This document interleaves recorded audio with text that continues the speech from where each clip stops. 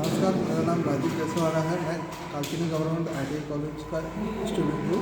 आज हम digital trainer gets देखने जा रहे हैं कि कैसे ये फंक्शन काम करता है। जैसे पहले हम लोग देखेंगे एंड गेट। जैसे कि इसमें एंड गेट में दो टर्मिनल A और B और इसका आउटपुट Y।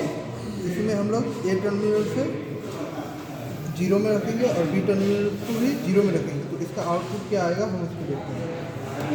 इसका आउटपुट आया 0।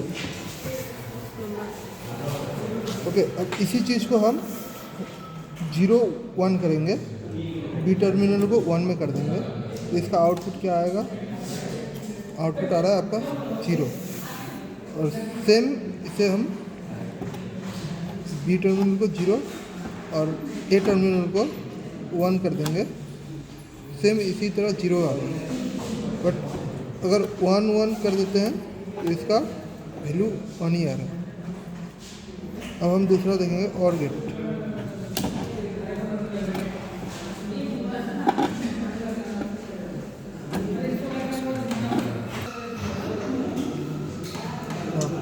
बोल।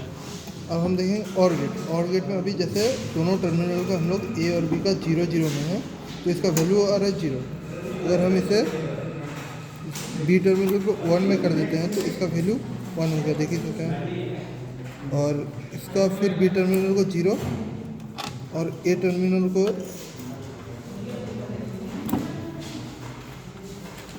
1 कर देते हैं तो इसका वैल्यू 1 आ रहा है। और सेम इसी तरह अगर इसको 1 1 में करते हैं तो इसका वैल्यू 1 आ रहा है।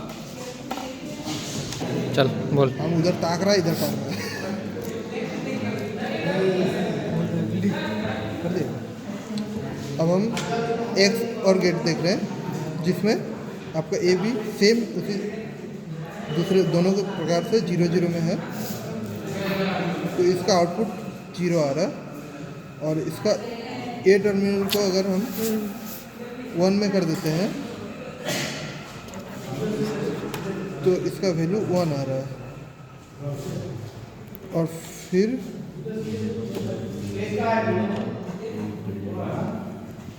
0 1 में करते हैं तो इसका वैल्यू फिर 1 आ रहा है। और दोनों 1 1 में करते हैं तो इसका वैल्यू 0 आएगा। अब हम नॉर गेट देखेंगे।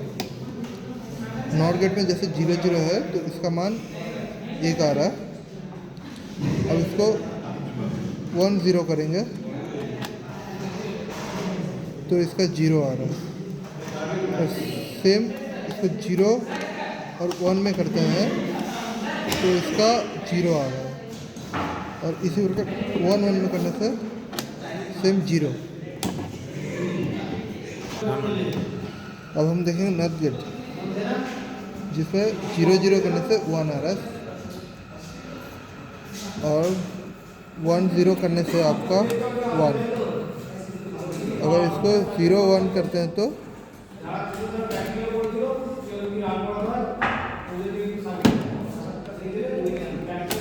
वैल्यू 1 ही है। और इसका 1 1 करेंगे तो 0 आता है। तो बाद में दिखाता ना, एक ठो करके दिखाता। अब देखेंगे नॉट गेट 1। ठीक है, अभी इसमें जैसे कि नॉट गेट में 1 A में है तो इसका 0 आ रहा है। और 0 A में होने से 1 आ रहा है। सेम इसका नॉट गेट 2 में देखेंगे तो A और 0 होने से 1 आ रहा है और A 1 होने से 0 आ रहा है। Thank you.